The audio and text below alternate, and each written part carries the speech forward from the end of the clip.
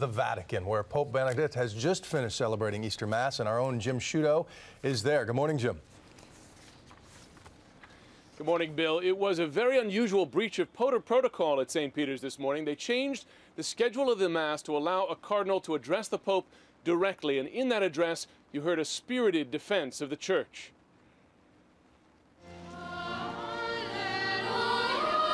As the Vatican celebrated Easter this morning, worshippers filled St. Peter's Square, despite the rain and lingering questions about the Church's handling of abuse. Del primo vescovo di Roma. In an unusual address directly to the Pope during Easter Mass, Cardinal Angelo Sodano told him, "Holy Father, the people of God are with you and will not let themselves be influenced by the petty gossip of the moment." He added, "The Church is with you," to the cheers of the crowd. A newly released deposition shows Cardinal William Leveda, now head of the Vatican office overseeing abuse cases, defended restoring an accused priest to duty without warning parishioners when Leveda was Archbishop in Oregon.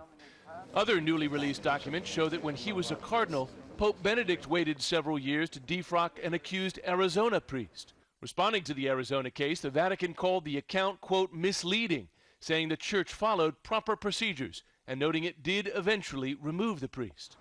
Observers who've covered the Vatican for years say its public relations are at a low point. There doesn't appear to be any PR strategy. During Holy Week, the Pope himself has still made no comment on the wider scandal. He's left the apologizing to a spokesman. The Church cannot ask to be recognized as a moral authority if really so terrible things happens frequently.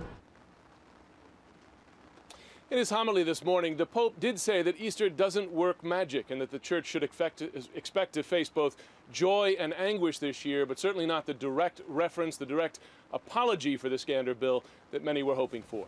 Okay, Jim Sciutto from the Vatican this morning, and let's now get some perspective from American clergy. Joining us live from Washington, Father Thomas Reese, Senior Fellow at Georgetown University. Happy Easter to you, Father. Thanks for joining us. Happy Easter to you. If U.S. history is any judge, this is not going to blow over in Europe. The more this is in the news, the more people feel emboldened to come forward there. So how would you assess how things are being handled by the Vatican? Well, I wish that the European bishops and the Vatican would learn more from the experience of what we went through here in the United States. Clearly, there's going to be more cases coming forward with all this publicity and news. The Church needs to get out ahead of this, to be transparent, to reach out to victims, to condemn the abuse, to apologize, to acknowledge that bishops and church officials made mistakes, and to show that, we're getting our act together and putting in policies that will make sure that this doesn't happen again, that children will be safe. Well, we heard in Jim's piece there, one bishop referring to all of this as petty gossip. It's easy to criticize that point of view, but at what point is it reasonable to judge the Pope himself, his judgment in this case?